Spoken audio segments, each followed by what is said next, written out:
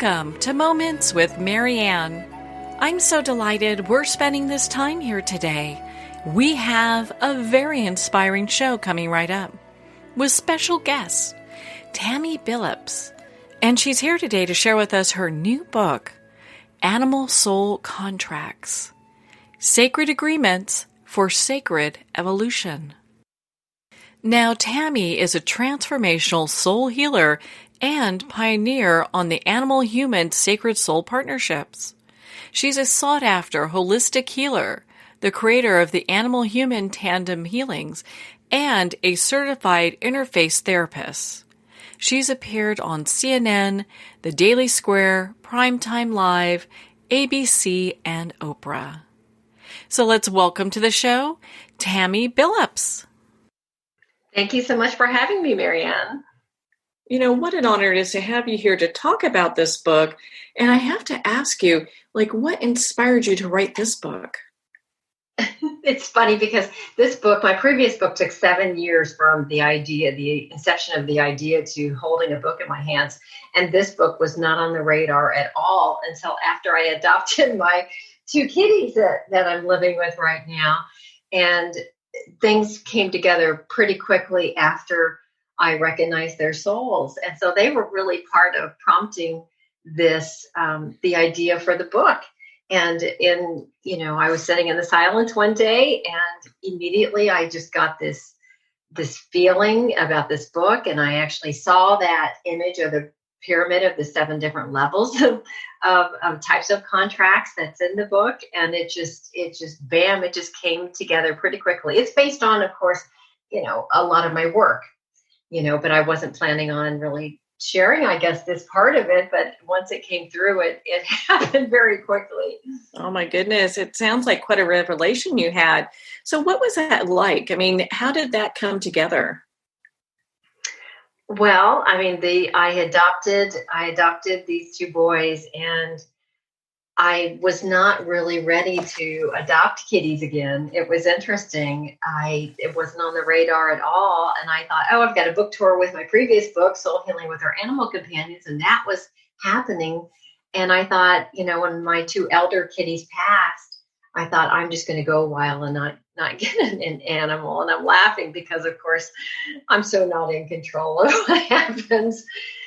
Spirits in control. And once these guys came into my life and I started doing sessions on them, healing sessions, I'm really blessed in that I can get a lot of information during sessions. And so once I realized that they've been with me before many times and that we had contracted to be together and what we were going to be learning together, then I thought I've got to be able to share what I know about animal soul contracts with everyone. So I immediately started writing. I reached out to my publisher, and I had reached out to them before several times and just didn't hear back. You hear about those stories all the time, right?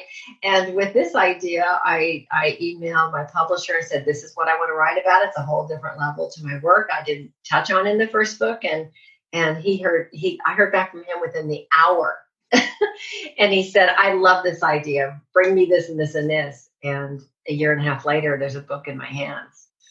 So let's go ahead and dive into some of the actual meat and potatoes of this. So when you talk about animal and human soul contracts, what is that all about? Yeah, well, a soul contract is an agreement between 2 beings to expand their growth in this lifetime. So our souls agree upon these lessons and growth to work on for our mutual healing and development. We do this with people, and I think that's probably much more well documented that we have these soul contracts with those that are in our lives that we share our lives with. But we actually have that with animals as well, where we prearrange our higher selves, or that superconscious part of our souls that are always talking and remember everything. They can actually arrange for these animals to come into our lives and help us heal different things together, or clear karma, or maybe allow in some of the pinnacle teachings of course, that unconditional love or grace or patience, whatever that would be. It's really fascinating. So how did you come to the point where you realized that this was something that everyone has with their pets and that this would be useful information? Yeah, that's a great question. Well, I've been working for 20 years with animals and their people.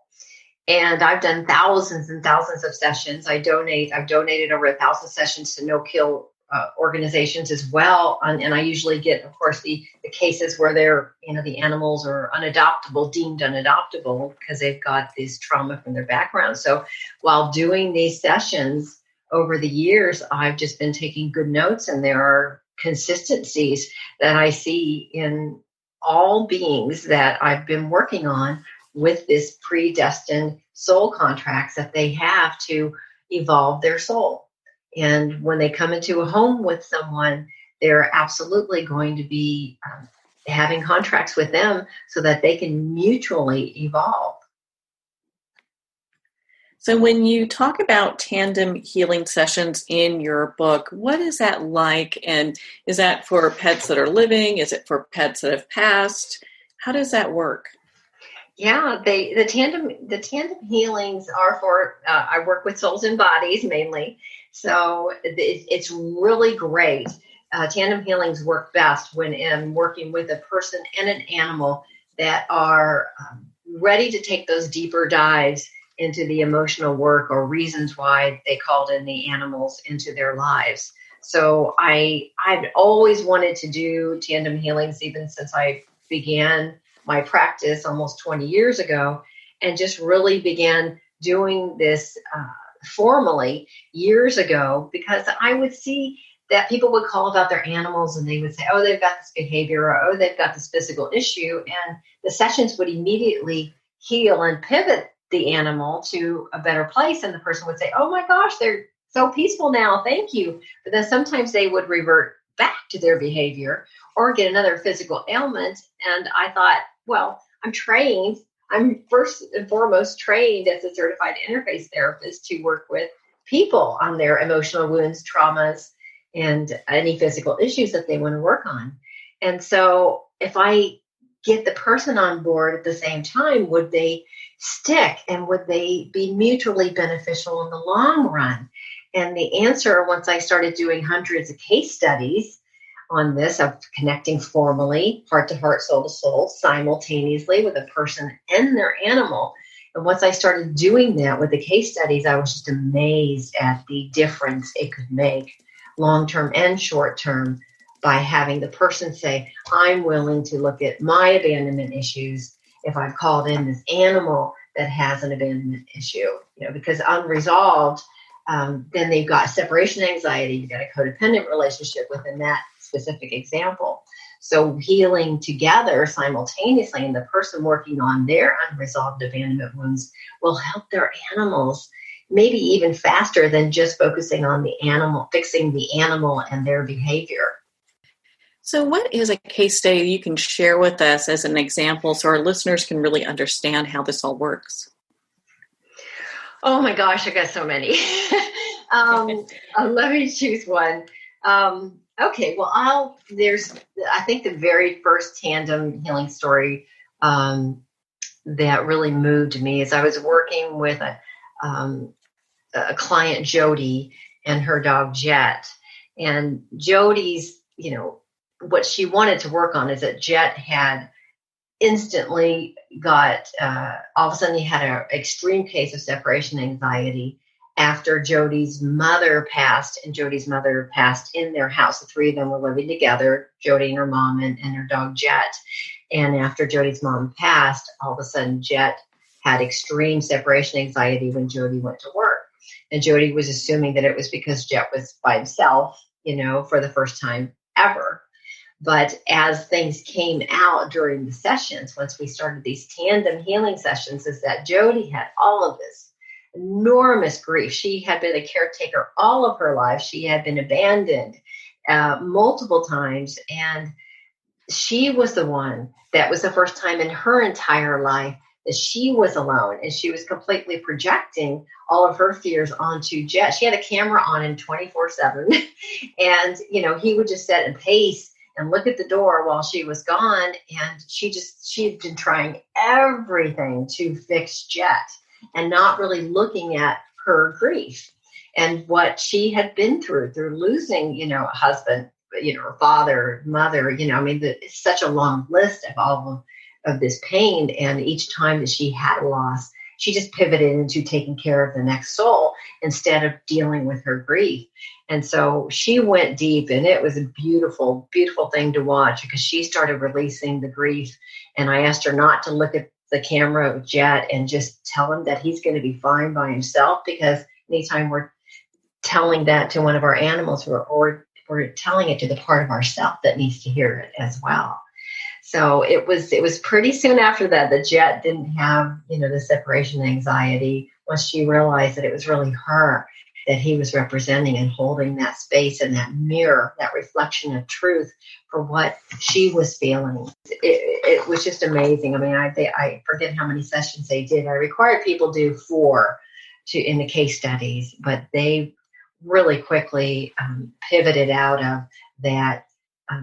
The grief is showing, and then releasing the grief they had, and then moving into a much healthier, independent place. It was beautiful to see how vulnerable Jody was willing to be to release her grief. That must have been such a beautiful thing to see, that transition. Is that something that you commonly see with people, where if they're having an animal that has issues, it's really something that's being mirrored, with the person, and vice versa? Maybe the person they're struggling through a disease and the animal develops it. Does that happen? Oh, yes, it does. Absolutely. Now, whether or not it actually shows up physically, that's the number. That's the first soul agreement on the pyramid list, is the physical agreements. And it can absolutely happen where you have a physical ailment and your animal will take on the same exact physical ailment as a part of you guys that signed up to heal that together. That happened with me, with my animals in my 20s and 30s, before I started taking my own personal deep dive into my emotional wounding. And now it happens. Now it doesn't happen. Well, it rarely happens, I should say. It used to be where, anything I would get, my animals would, but it's not always the case. But with some people, they have signed up to have that type of really in your face physical reflection. I was so surprised to see the different levels of soul contracts with animals. And I'd love for you to share that with our listeners. And how did you come to the point where you were seeing all this? Well, I guess I'll answer the second part of that first, because this just evolved through my work. Through all of the sessions that I've done, I just started seeing different types of agreements energetically that were happening between the animal and the person that I was working with. And that's just the way that I see energy. Everyone's a little different with what they see, but I can see these defense patterns energetically around people regarding certain emotional wounds, be it betrayal, invasiveness, abandonment, denial of self, or terror. And I'm not quite sure why it works that way, but it does. So I've always seen this, but to have it come together, listed for the book, was something that happened in that meditation after I got the boys, which was really interesting. That all of a sudden it was clear that all of this work that I'd done, and it was coming together in that way, and it also showed me the different vibration level of each agreement. And that's why there's 7, with the highest one being that unconditional love, or the pinnacle teachings. But the agreements are the different levels of the soul contracts. It starts with the physical agreements, and then which we talked about. And then the next one up is the emotional wound agreements, which we've also discussed, where we're mirroring and carrying and healing specific emotional wounds together. And then there's the projection agreements, which, we talked a little bit about with Jody's story, how she had kind of projected what she was working on onto her animal, and Jet carried that willingly for her. And then there's karma agreements, where we're definitely, animals and people, we've got this karma that we're clearing, and absolutely they will reflect that back for us and help us with that as well as we're helping them heal their karma. And then there's the unconscious mirroring agreements. And then above that is the symbolism agreements, where they'll be working out symbolically in the heat of the moment where you maybe need an answer to something. You'll see your animal do something that's extraordinary and it's a message in that moment. We get a lot of those from nature as well, where a certain animal will come in or a bird will fly on the there's an immediate symbolism type of agreement or contract with them. And then there's the seventh, of course, is that pinnacle teachings that we talked about as well. So I know you get into a lot of different situations with animals. When we look at animals that have been returned or rehomed, what are some of the things we can kind of expect to see with that? Yeah, I'm so glad you asked about that, because with animal lovers, whenever somebody says that they had to return or rehome somebody, they can get their feathers ruffled quite a bit. And so, but there's always this higher picture to what's happening, I think it was in the karma agreements. I have a story about Mary Kathleen and her dog Scruffy, where she adopted a dog that she brought into the house with her other two dogs and two cats. And that dog that she adopted and brought in, and she had so related to this dog, and she really wanted to save her. I think it was a female. And the details are in the book, but that dog would go after her one dog, Scruffy, as in like really go after her dog. And she kept having hopes that it would work. And then she ultimately had to make that decision to protect Scruffy, her other dog, and return him. And she was just someone that had never returned an animal and just couldn't get that concept out of her head of judging herself. But know that there's always a higher picture. And there was a higher picture that came in with that dog that she'd adopted, because it was representing symbolically something for her work around bullying. She'd been bullied, and Scruffy was being bullied, and there was some mirroring that was happening. But it's just important to know that if someone chooses to rehome, that's part of that animal soul path. And they're finding their way to their right and perfect forever home. But just like people who have many different relationships, some of us have more than others, where, you're wanting to have different experiences at a soul level. And animals can be that way as well. So I just really encourage people that if you hear that story and is tapping into any judgment, to go within and know that there is a higher picture and a higher purpose to that animal's growth. That when there's an animal that's been abandoned time and time and time again, returned and abandoned, they're trying to learn, they're trying to get that. And hopefully they eventually will heal their abandonment wound to get with that person that they've really teamed up to be with, so that they can heal that for good. So in your book, you talk about how our animal companions can actually be part of a divine partnership. I'd love for you to expand on that. Oh my gosh, yes. We've teamed up together. We have, especially for those that are introverts, empaths, who maybe have been abused by people themselves. And so animals are safer. And, I certainly fall into this. The animals have been some of my best teachers. But to know that when it's the case where people maybe are allowing in less, people to get close to them, and maybe they do, or maybe it's both, but yet they're going to be turning to animals more for that, because we are social, beings. We need to be social, and we need to be touched, kindly. And of course, animals have stepped up to the plate so much with that. But there is this higher divine picture of coming together for our mutual growth. The more that we're relying on animals and we're letting them get in our hearts, the more they are used by the universe for our teachings. The more they're going to be mirroring us, the more contracts we're going to have, because there are many operating within each pairing simultaneously for our mutual growth. It's really extraordinary. There are animals, I believe, in kind of our peer group on the other side. We have these soul groups, I believe, that we incarnate with for our mutual growth. But I have learned through sessions over the years that we also have certain animals that are part of our soul group that will incarnate with us time and time again as well. And that's why sometimes it's really easy to recognize in an animal that we see. It's like, I loved them right from the beginning. That's their soul recognizing their soul. And the longer you you have been incarnating with that animal for your mutual growth, the closer you're going to instinctively and automatically feel with that animal, because the love that you have for each other is longstanding.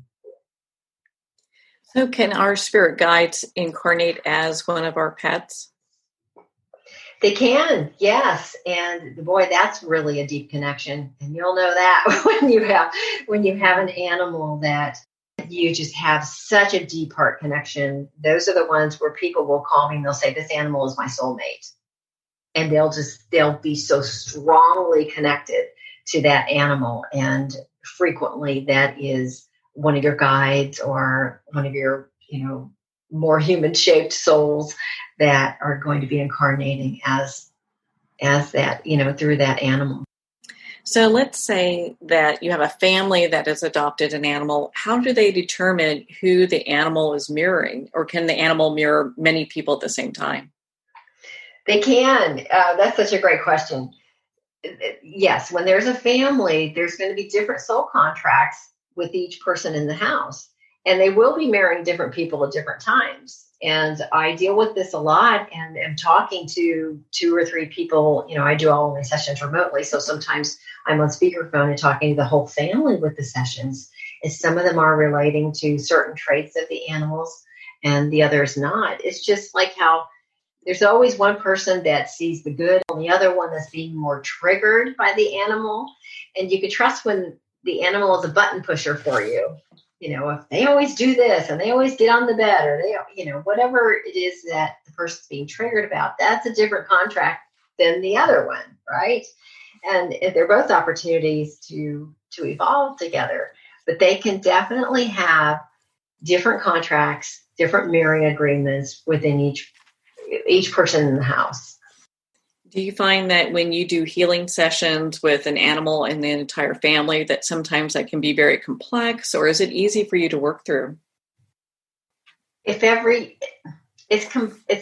can be more complex if there's someone in the house that's just not willing to look at that, which of course that happens a lot, and that's okay. So it's an opportunity for the other people to just accept that person for where they are, and maybe they're not going to look at the deeper contracts or are really ready to work with that in their life yet.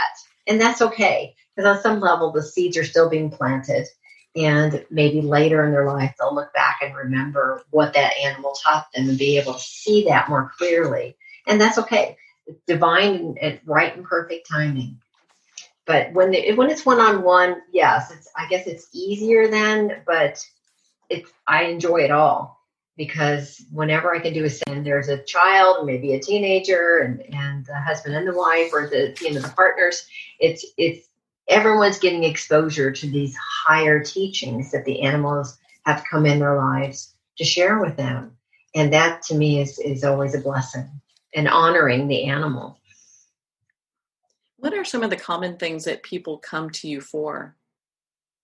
Well, it will be anywhere from behaviors that maybe, they're looking to help their animal heal from trauma or heal from something that they're doing that the person doesn't, like maybe have inappropriate urination. Maybe they have behaviors that I'm trying to think of some other specific examples. It's individual with what triggers people. But the person also, if I can get them on board with it, then they're going to be healing together. A lot of times it's the animals, maybe their last year, and they've got lots of physical issues, and they're hoping to get the animal more comfortable or set up a better energetic environment so that the physical can heal, which we know that can happen. And I've seen it happen time and time again, or animals maybe get 3 more lives when they were given 3 days, because the energetic component of it can help release those emotional wounds. But I believe they've been in those instances where I'm working on the animal, that if the person is healing along with them and looking at that so that they can still be in partnership for their contracts and help them unfold as they should. So in your book, you talk about our inner room. What is that, and why would that be something we would want to access? Oh my gosh, no one's asked me this. I love this question. I love this question. So our inner room is that inner spark of the divine that is us. And I shared in the book that I had a dream right before I started writing the manuscript that I found this new inner room in this house I was in, and that it was dusty and dingy, and I immediately knew how I was going to purpose the room. I was going to bring my inner light to it, and that it would flow out into the house. And we all have this inner room within us, this divine spark that is us, that is a high vibration, that we just need to remove the cobwebs and the protection around it so that we can expand and show the world us, our true selves and what we came to do. And it's a lot of work to unclog that light and really expand it, because we've been taught not to do that. But it's all within us. There's always this space within us that is it's so imperative that we learn to reveal it more and more so that we can love ourselves and show the world how good we are and how much we want to serve. And really, it's that light within that needs to be seen. And we all have that space. I think that's so beautiful. Now, is that a space that we can also commune with our animals? Well, certainly our light is communing with their light. I mean, theirs get less, clogged. There's not as much protection around their light. It's easy to see in them what their light is, but of course they're just reflecting back a part of us. So we can certainly always commune. And I have a meditation in the book where we go to our heart space and we tap into this divine golden cord from our heart to our animal's heart and get to learn more about asking them direct questions, heart to heart, so that we can begin to trust that deep, beautiful connection that is always there. There is this cord that will forever be with your animal, even after they've passed. That you can tap into that when you go to your heart and tap into that cord that's connected to your animal's heart and get answers to big questions that you have or big decisions you're trying to make, and people wanting to know what their animals are thinking. They can learn to go to that inner place and connect heart to heart and get those answers. So, Tammy, where can our listeners go to connect with you, learn about your work and your other books, and be part of your community? Oh, please go to my website, tammybillups.com, TAMMYBILLUPS.com. All my events on there. I have master classes about the books and the content in the books, and the books are on there. My meditation CDs are on there as well. And the different service that I have, I also offer mentoring and coaching for other animal practitioners. So that's a one-stop shop. They could just go there. Well, Tammy, thank you so much for taking the time to be on the show with us here today. Oh, you're most welcome. Thank you for having me. Well, thank you, Tammy. It has been such an honor to spend this time with you and, of course, talk about your new book, Animal Soul Contracts, Sacred Agreements for Sacred Evolution. If you'd like to connect with Tammy, again, you can at tammybillups.com for more information. Animal Soul Contracts is available at Amazon, Barnes & Noble, and all indie retailers, and if you don't see it on the shelf, ask for them to order it. And of course, it's available on Kindle. Well, we're at the end of our time today. I would like to thank everyone for tuning in. You're listening to Moments with Marianne. And remember, make every moment count.